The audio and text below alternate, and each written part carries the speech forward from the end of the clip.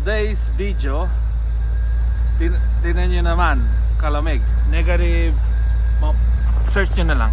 So this the thing, kita nyo yung signal light.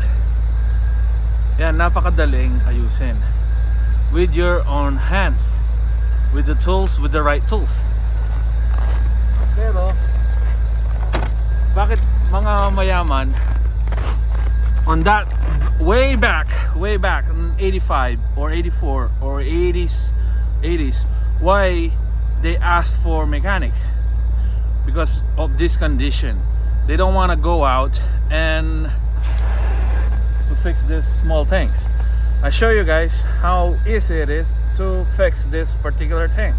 So with that, tingnan nyo, kadali ng solusyon, pero in your own convenience. Siyempre nga naman, magkano yung suot ko, nilaban ni Mrs. to, tapos nagkape pa ako, itong timpladang kape, di ba? Which is, ang ibang tao maraming ginagawa, di ba? Ang dami nyong gustong gawin, gusto nyo maglabing-labing Sunday, gusto nyo mag-relax lang. So that's the thing about this signal light. Napakadali, pero it's a huge, hindi yung sinasabing malaki-malaki. So yung tamang laki lang na kailangan nating so kung pupunta ka ng dealership to ask for it, to change it, oh no, I don't know how much it is cost. Pero available yung parts right sa kanto lang, nandyan kompleto, di ba? So one thing, hindi naman to ma-fix ng walang gumagalaw. Halimbawa, may pera, wala namang gustong, hindi ma-fix to. How this one will fix without sinong gagalaw dito? Robot ang gagalaw? Hindi natin kailangan irreplaceable nga yung hindi natin kayang i-replace yung tao sa robot. Kung anuin mo yung robot na magtrabaho, paano na? Edi tayo ganun na lang ang gagawin, di ba?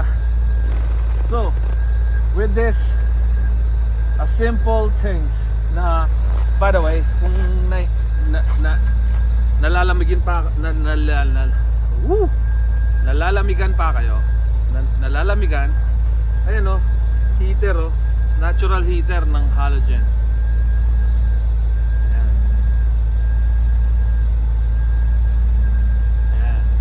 Kung lagay mo yung lunch kit mo dito, pagdating mo sa opisina, okay na, diba? Oo nga no, what a great idea. Lagay mo yung lunch kit mo dito, halimbawa 1 hour yung biyahe nyo from office to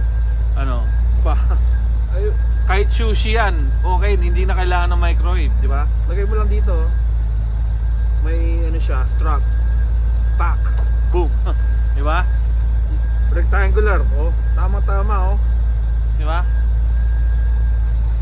Yan, lagay mo lang dito, at least meron ka pang isa, may 4, di ba? Ayan pala yan, lunch kit dito,